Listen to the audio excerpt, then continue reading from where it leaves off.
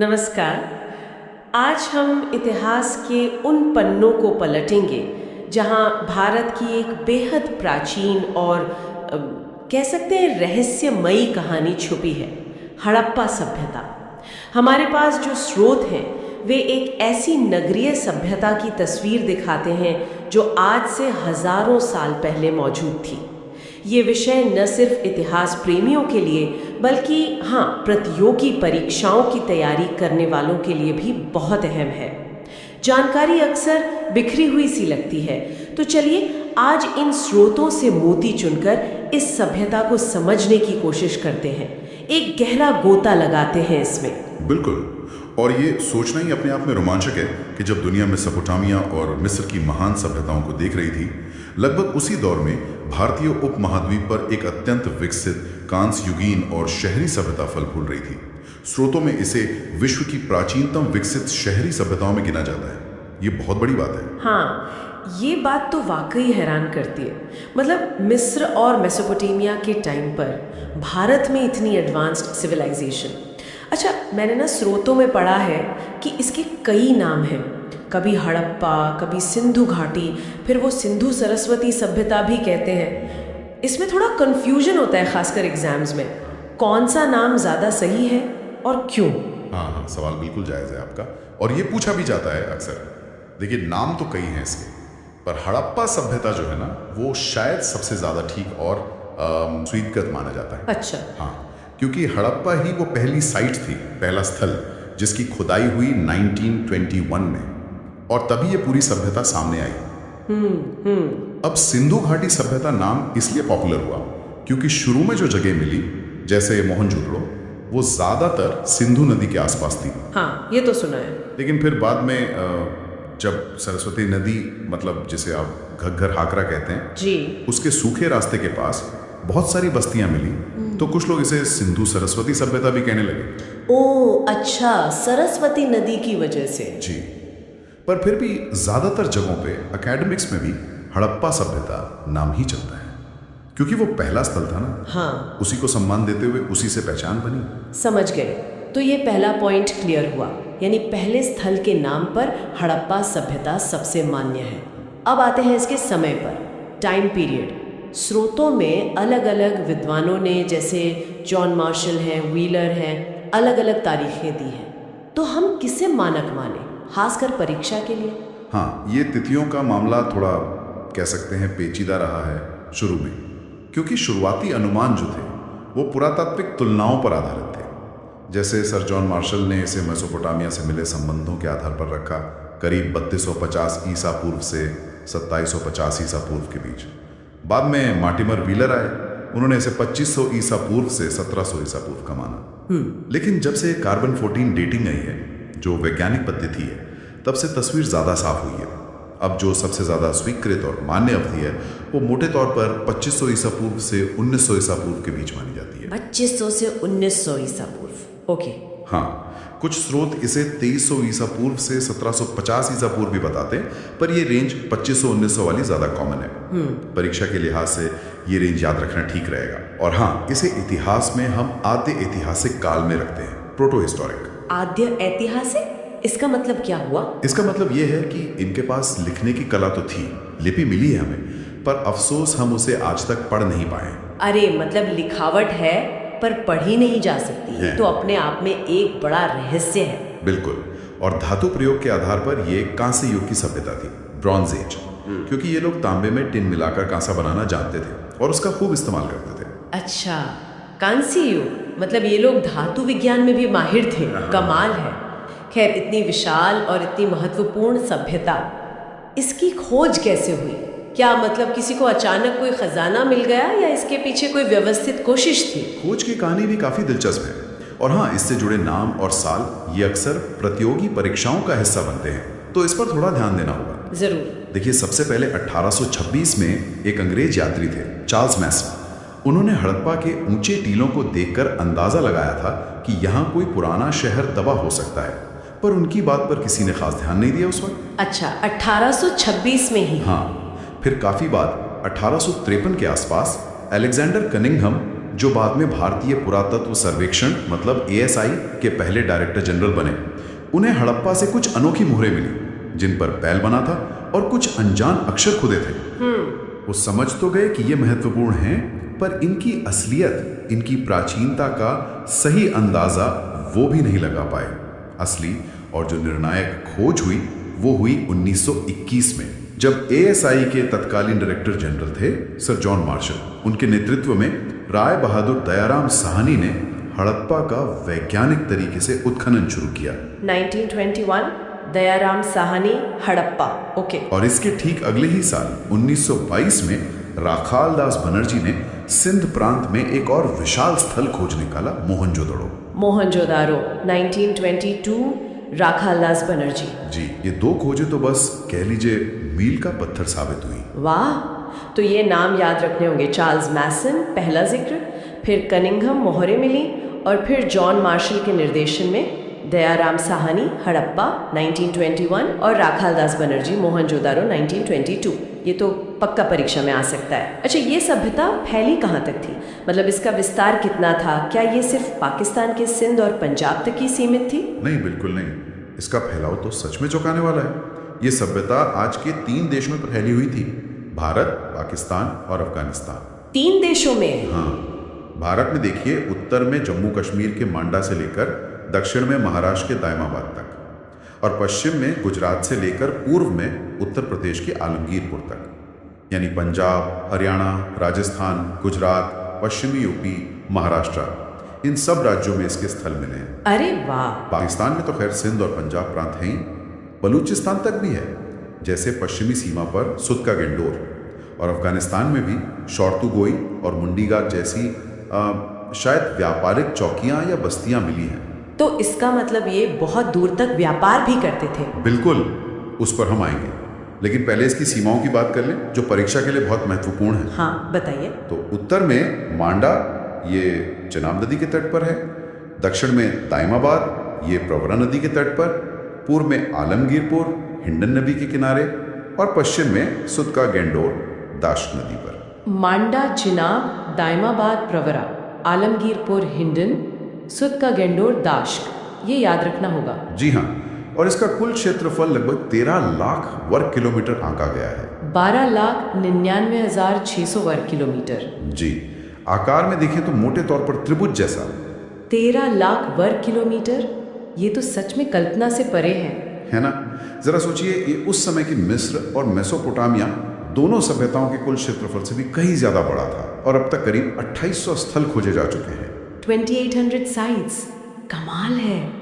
इतने बड़े क्षेत्र में फैली सभ्यता।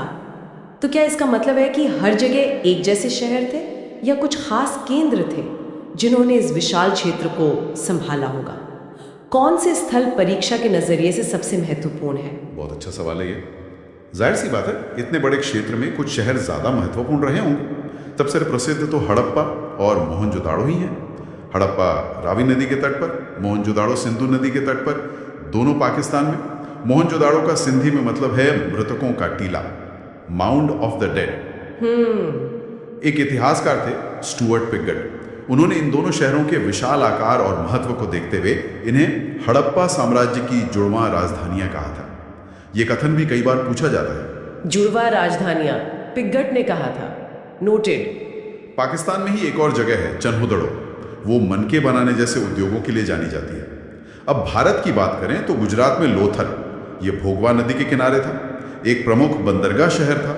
यहाँ से गोदीबाड़ा मतलब डॉकयार्ड मिला है। लोथल का डॉकयार्ड, हाँ, ये तो बहुत फेमस है। बिल्कुल। फिर राजस्थान में कालीबंगा, ये घग्गर नदी के किनारे है। इसका मतलब है काली चूड़ियां। यहाँ से जुते हुए खेत का बड़ा अनोखा सबूत मिला है। जुता हुआ खेत, हाँ, कालीबंगा से। हाँ। वाह। हरियाणा में बनावली, जो प्राचीन सरस्वती नदी के तट पर था, यहाँ से मिट्टी का बना हल मिला है। मिट्टी का हल बनावली से? जी। और हरियाणा का ही राखीगढ़ी, ये अब भारत में स्थित हड़प्पा सभ्यता का सबसे बड़ा स्थल माना जाता है। राखीगढ़ी, हरियाणा, सबसे बड़ा स्थल भारत में, ठीक है। और गुजरात का धौलावीरा, ये अपनी अनूठी जल प्रबंधन प्रणाली और त्रिस्तरीय नगर योजना के लिए विश्व प्रसिद्ध है।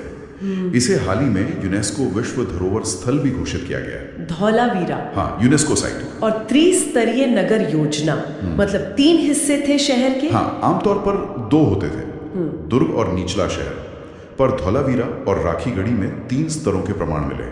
ये खास बात है। तो ये कुछ प्रमुख स्थल हैं जिनसे अक्सर सवाल बनते हैं। जोड़वां राजधानियां, बंदरगाह, जुता हुआ खेत, मिट्टी का हल, सबसे बड़ा स्थल, त्रिस्तरीय शहर। वाकई हर स्थल की अपनी एक कहानी है। मैंने ये भी बहुत सुना है कि हड़प्पा सभ्यता अपने नगर नियोजन यानी टाउन प्लानिंग के लिए जानी जाती है। ऐसा क्या खास था इनके शहरों में? आपने बिल्कुल सही सुना।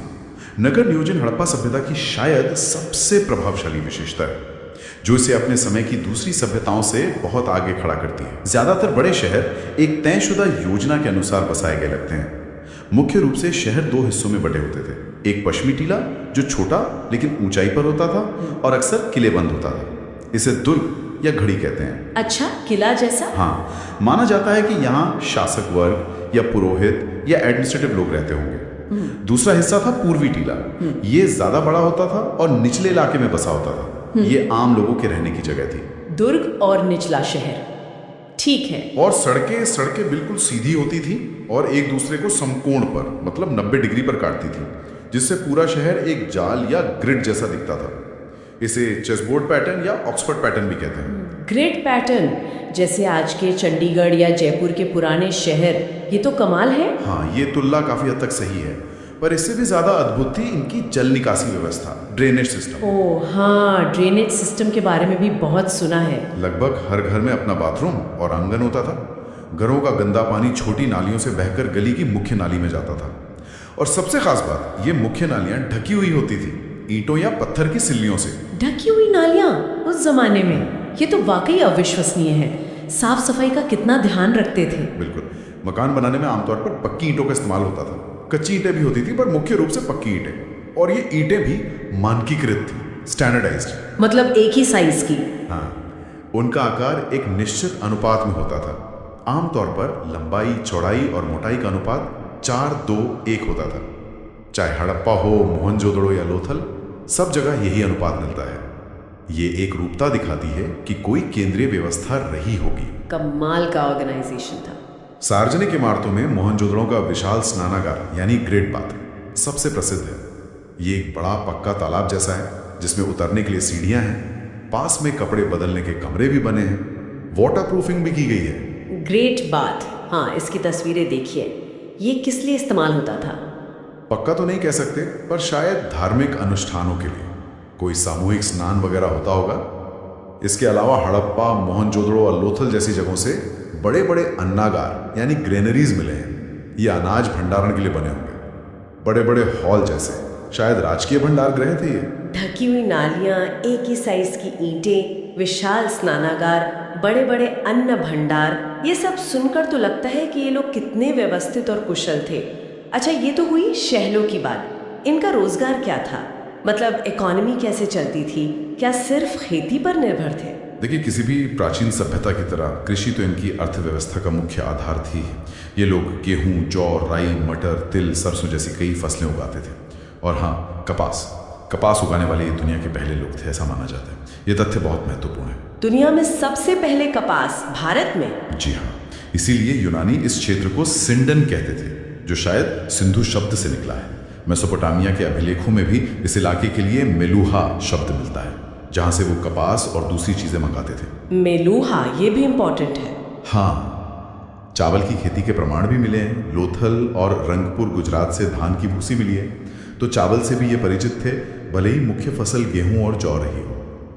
कालीबंगा से जो जुता हुआ खेत मिला है और बनावली से मिट्टी का हल, वो दिखाता है कि खेती के तरीके उन्नत थे।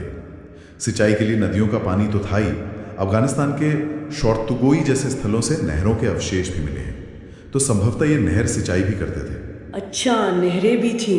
कृषि के साथ साथ पशुपालन भी बहुत महत्वपूर्ण था। गाय, बैल, भैंस, भेड़, बकरी, सुअर ये सब पालते थे। कुत्ते और बिल्ली भी पालतू जानवर थे। मोहरों पर हाथी, गैंडा, बाघ जैसे जंगली जानवरों के चित्र भी मिलते हैं, यानी ये इनसे परिचित थे। ऊंट और गधे का प्रयोग शायद सामान ढोने के लिए होता होगा। और घोड़े का क्या? घोड़े थे इनके पास? घोड़े के प्रयोग को लेकर थोड़ी बहस है। पूरी तरह से स्पष्ट नहीं है। कुछ स्थल जैसे सुरकोटता गुजरात से घोड़े की हड्डियां मिलने की बात कही जाती है, पर यह कितना व्यापक था इस पर विद्वान एकमत नहीं है। ज्यादातर मोहरों पर घोड़े का चित्र नहीं मिलता है, तो यह भी थोड़ा सवालिया निशान है। ओके, तो कृषि और पशुपालन तो हो गया। उद्योग धंधे कैसे थे? क्या बनाते थे ये लोग? उद्योग और शिल्प भी काफी विकसित थे। मिट्टी के बर्तन बनाना, मतलब मृद भांड, इनका एक प्रमुख उद्योग था। इनके बर्तन चाक पर बने होते थे, ज्यादातर लाल या गुलाबी रंग के होते थे, जिन पर काले रंग से सुंदर चित्रकारी की जाती थी। पेड़ पौधे, पशु पक्षी, ज्यामितीय डिजाइन, बहुत सुंदर। हाँ, वो काले और लाल रंग के बर्तन देखे हैं म्यूजियम में। फिर मोहरे बनाना, सील्स, ये इनकी एक खास कला थी। ये ज्यादातर सेलखड़ी नाम के नरम पत्थर से बनती थी, स्टीएटाइट कहते हैं इसे। चौकोर या आयताकार होती थी।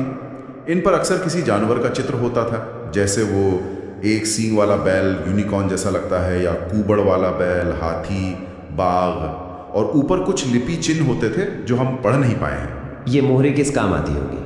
शायद पहचान के लिए, या व्यापार में माल की गांठों पर ठप्पा लगाने के लिए, ऑथेंटिकेशन के लिए।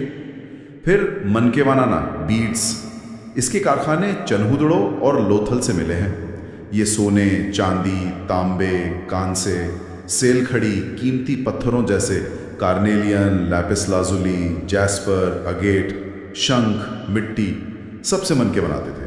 तरह तरह के मनकों के कारखाने, मतलब बड़े पैमाने पर प्रोडक्शन होता था। बिल्कुल। धातु उद्योग भी विकसित था। तांबा राजस्थान की खेतड़ी खानों से और बलोचिस्तान से आता था। टिन अफगानिस्तान और ईरान से। इनको मिलाकर ये कांसा बनाते थे।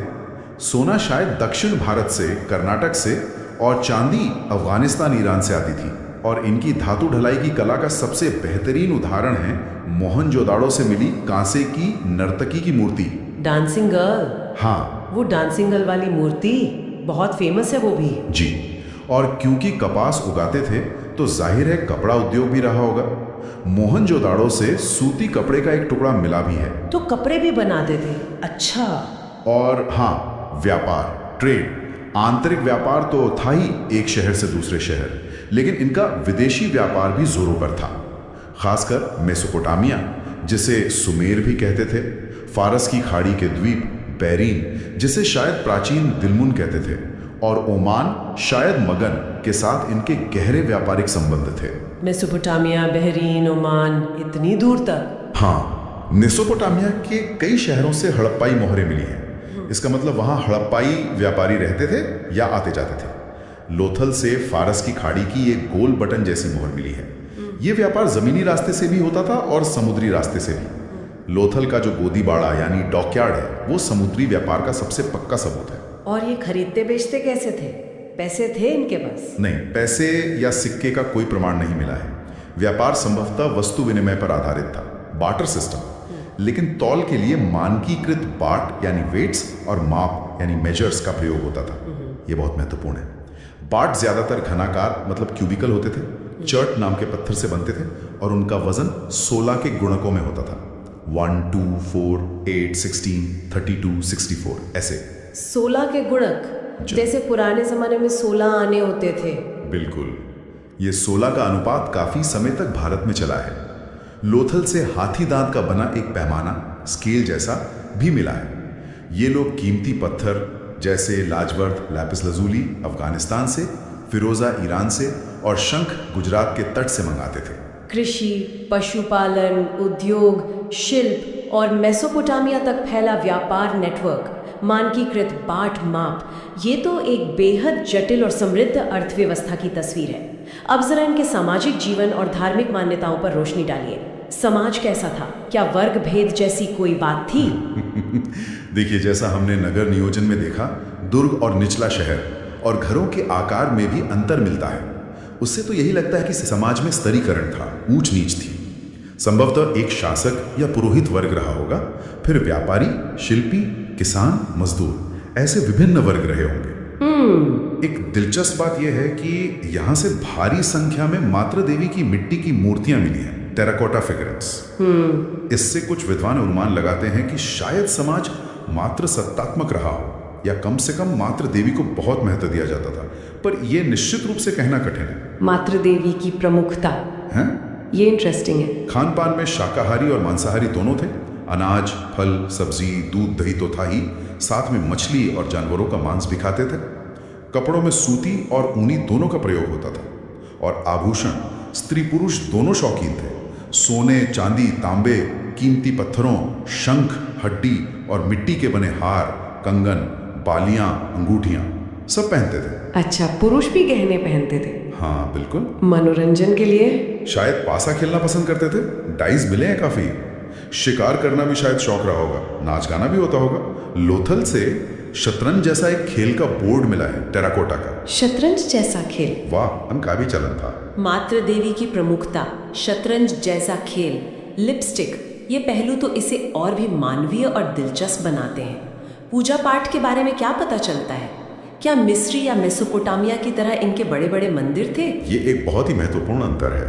हड़प्पा सभ्यता के किसी भी स्थल से मंदिर जैसी कोई स्पष्ट इमारत का प्रमाण नहीं मिला है। मंदिर नहीं थे? हाँ, कोई निश्चित मंदिर जैसी संरचना नहीं मिली है। पूजा होती थी, पर शायद घरों में या किसी पवित्र स्थान पर या खुले में। सबसे प्रमुख पूजा मातृ देवी की थी, जिन्हें शायद उर्वरता और सृष्टि की देवी माना जाता था।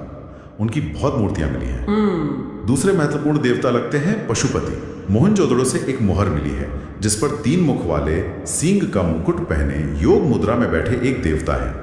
उनके चारों ओर हाथी, बाघ, गैंडा और भैंसा बने हैं, और नीचे 2 हिरण हैं। पशुपति मोहर, हाँ, ये भी बहुत प्रसिद्ध है।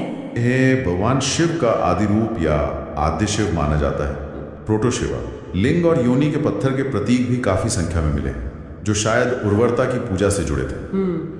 ये लोग प्रकृति पूजक भी थे। पेड़ों में पीपल का पेड़ सबसे पवित्र माना जाता था। मोहरों पर उसका अंकन मिलता है। पशुओं में वो एक सींग वाला बैल, यूनिकॉर्न जैसा, और कुबड़ वाला बैल, हम्प्ड बुल, विशेष रूप से पूजनीय लगते हैं। मोहरों पर खूब मिलते हैं। पीपल और कुबड़ वाला बैल, हाँ, नाग पूजा के भी संकेत हैं। जल पूजा भी महत्वपूर्ण थी। शायद विशाल स्नानागार उसी का प्रतीक हो।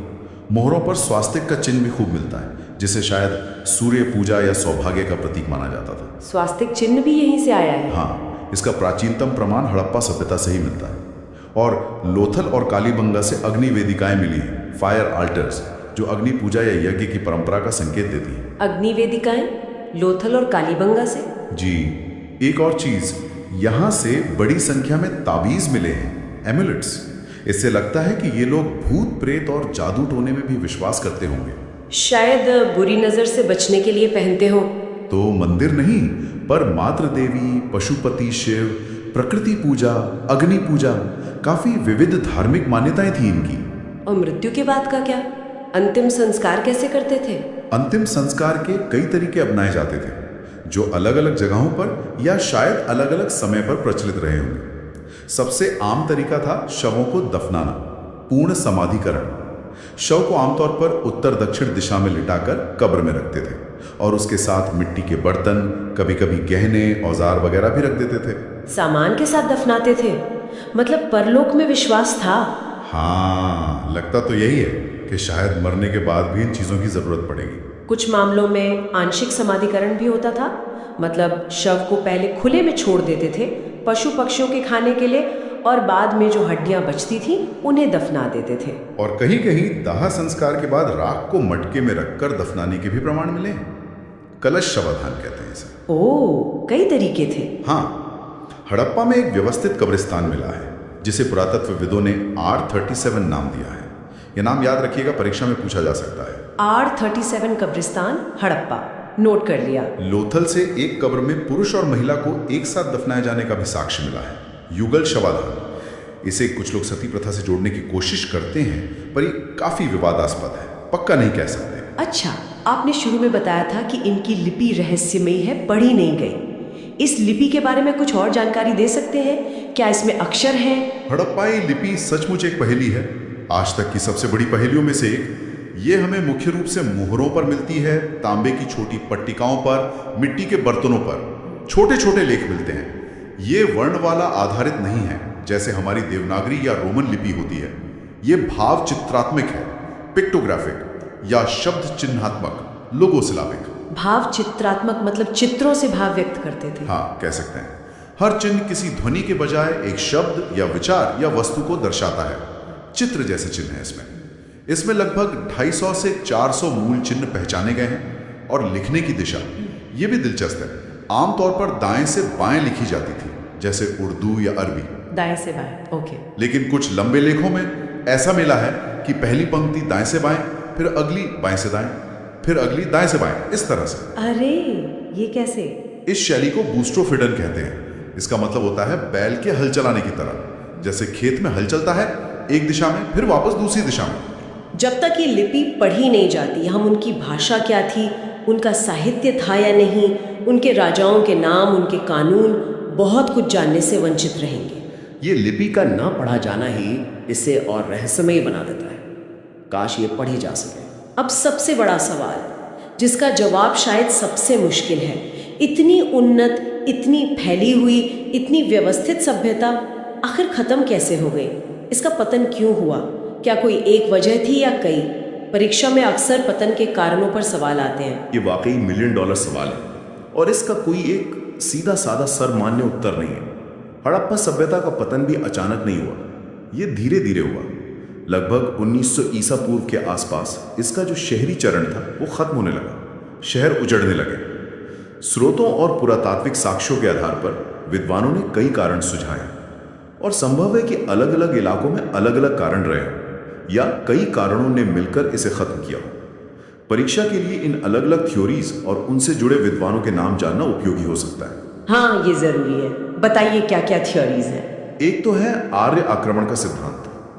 पहले मार्टिमर व्हीलर जैसे विद्वानों ने यह कहा कि बाहर से आर्य लोग आए और उन्होंने हमला करके सभ्यता को नष्ट कर दिया।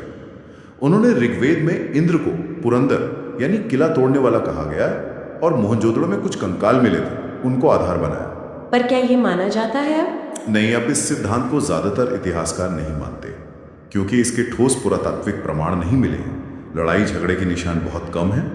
अच्छा, तो और क्या कारण हो सकते हैं? दूसरा बड़ा कारण माना जाता है बाढ़ और भूतात्विक परिवर्तन। जॉन मार्शल, मैके, एस.आर. राव जैसे विद्वानों ने माना कि सिंधु और दूसरी नदियों में बार बार भयंकर बाढ़ आती थी या फिर भूकंप जैसे जमीन के अंदर बदलाव हुए जिनसे मोहनजोदड़ो, लोथल, चनुतड़ो जैसे कई शहर तबाह हो गए। बाढ़ के निशान मिले भी हैं कई जगह। बाढ़ और भूकंप, ये तो प्राकृतिक आपदाएं हैं। हाँ, तीसरा है जलवायु परिवर्तन, क्लाइमेट चेंज। ऑरेलस्टाइन, अमलानंद घोष, गुरदीप सिंह जैसे विद्वानों ने इसे जिम्मेदार माना।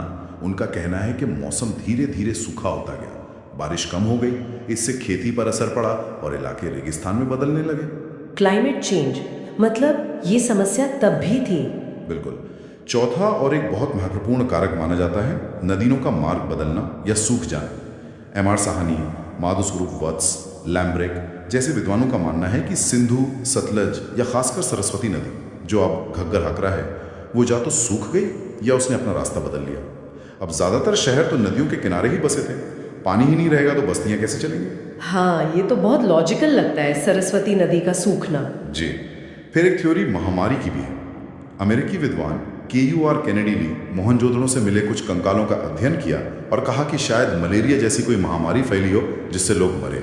महामारी जैसे आजकल हम देखते हैं। हाँ, और छठा कारण कुछ लोग संसाधनों का अत्यधिक दोहन और पारिस्थितिक असंतुलन मानते हैं। मतलब बढ़ती आबादी, जंगलों की कटाई, ईंटें पकाने और खेती के लिए लकड़ी चाहिए थी और जमीन का जरूरत से ज्यादा इस्तेमाल, इसने पर्यावरण को नुकसान पहुंचाया होगा जो आखिर में पतन का कारण बना। ओह, तो मतलब कोई एक वजह नहीं थी, बहुत सारे फैक्टर्स थे। बिल्कुल, कोई एक अकेली वजह नहीं थी। शायद जलवायु परिवर्तन, नदियों का सूखना और बाढ़ जैसे प्राकृतिक कारणों के साथ साथ अंदरूनी कमजोरियां, शायद प्रशासन ढीला पड़ गया हो और बाहरी दबावों ने मिलकर इस महान सभ्यता के शहरी ताने बाने को बिखेर दिया।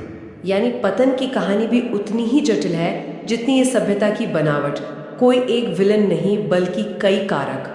चलिए अंत में एक बार फिर से उन मुख्य बिंदुओं को दोहरा लेते हैं जो हड़प्पा सभ्यता के बारे में हर छात्र को, हर इतिहास प्रेमी को जरूर पता होनी चाहिए। एक क्विक रिवीजन जैसा हो जाए। बिल्कुल, तो संक्षेप में याद रखने वाली बातें: काल, कांस्य युग, आद्य ऐतिहासिक काल, मान्य अवधि, लगभग 2500 ईसा पूर्व से 1900 ईसा पूर्व। कांस्य युग 2500-1900 BC। नाम हड़प्पा सभ्यता सबसे ज्यादा मान्य, सिंधु घाटी सभ्यता, सिंधु सरस्वती सभ्यता। हड़प्पा सभ्यता। खोज Dayaram Sahni, Harappa 1921, Rakhaldas Banerjee, Mohenjodaro 1922, sir John Marshall ASI प्रमुख। साहनी, हड़प्पा, बनर्जी, मोहनजोदड़ो 1921-1922। विस्तार भारत, पाकिस्तान, अफगानिस्तान। उत्तर में मांडा, दक्षिण में दायमाबाद, पूर्व में आलमगीरपुर, पश्चिम में सुतका गेंडोर। लगभग 13 लाख वर्ग किलोमीटर। मांडा, दायमाबाद, आलमगीरपुर, सुतका गेंडोर, चारों कोने। विशेषताएं: नगर नियोजन, ग्रिड पैटर्न, दुर्ग निचला शहर, जल निकासी, ढकी नालियां, मानकीकृत ईंटें और बाट माप 16 के गुणक। कृषि गेहूं, जौ, कपास पहले उत्पादक। पशुपालन, शिल्प, मोहरें, मनके, बर्तन, कांसे की नर्तकी। व्यापार मेसोपोटामिया तक। टाउन प्लानिंग, ड्रेनेज, बाट माप, कपास, नर्तकी, व्यापार। प्रमुख स्थल और खास चीजें: मोहनजोदड़ो, विशाल स्नानागार, अन्नागार, नर्तकी, पशुपति मोहर। हड़प्पा, अन्नागार, R37 कब्रिस्तान। लोथल, गोदीबाड़ा डॉकयार्ड, चावल, फारस की मोहर, युगल शवाधान। कालीबंगा, जोता खेत, अग्निवेदिकाएं। बनावली, मिट्टी का हल। धौलावीरा, त्रिस्तरीय नगर, जल प्रबंधन, साइन बोर्ड। चन्हुदोड़ो, मनके का कारखाना, लिपस्टिक। सुरकोटदा, घोड़े की हड्डी, विवादास्पद। ये लिस्ट तो बहुत इंपॉर्टेंट है। मैच द फॉलोइंग में आ सकती है। बिल्कुल। धर्म, मातृदेवी, पशुपति आद्य शिव, लिंग योनि पूजा, प्रकृति पूजा, पीपल, बैल, अग्नि पूजा, जल पूजा, ताबीज। मंदिर नहीं। मंदिर नहीं थे। ये याद रखना है। लिपि, भावत चित्रात्मक, दाएं से बाएं, कभी कभी बूस्टोफेडन, पढ़ी नहीं गई। लिपि एंड डेसिफर्ड। पतन, कई कारण: आक्रमण, अपकम्मान्य, बाढ़, जलवायु परिवर्तन, नदी मार्ग परिवर्तन, महामारी, इकोलॉजिकल इम्बैलेंस। बहुकारणात्मक पतन। ये मुख्य तथ्य परीक्षा की दृष्टि से अत्यंत महत्वपूर्ण है। बहुत बढ़िया। ये सारांश तो एकदम कंठस्थ करने वाला है। तो ये थी हड़प्पा सभ्यता पर हमारी आज की विस्तृत चर्चा। स्रोतों के आईने में हमने देखा कि ये सभ्यता कितनी योजनाबद्ध, कितनी समृद्ध और अपने समय से कितनी आगे थी। निश्चित रूप से इसका अध्ययन हमें न सिर्फ भारत के प्राचीन गौरव का एहसास कराता है, बल्कि मानव सभ्यता के विकास के कई महत्वपूर्ण पहलुओं को भी समझने में मदद करता है। और जैसा हमने कहा, लिपि का ना पढ़ा जाना, ये इसे हमेशा एक रहस्यमयी आकर्षण देता रहेगा। और यहीं हम अपने श्रोताओं के लिए एक सवाल छोड़ जाते हैं। सोचिए, अगर भविष्य में कभी हड़प्पा लिपि को सफलतापूर्वक पढ़ लिया गया, डिकोड कर लिया गया, तो इतिहास की कौन सी परतें खलेंगी? क्या हमें उनके राजाओं के नाम पता चलेंगे? उनकी कहानियाँ, उनके कानून, उनका साहित्य कैसा रहा होगा? क्या वो हमारी आज की समझ को पूरी तरह बदल देगा? इस उत्सुकता के साथ आज के लिए इतना ही।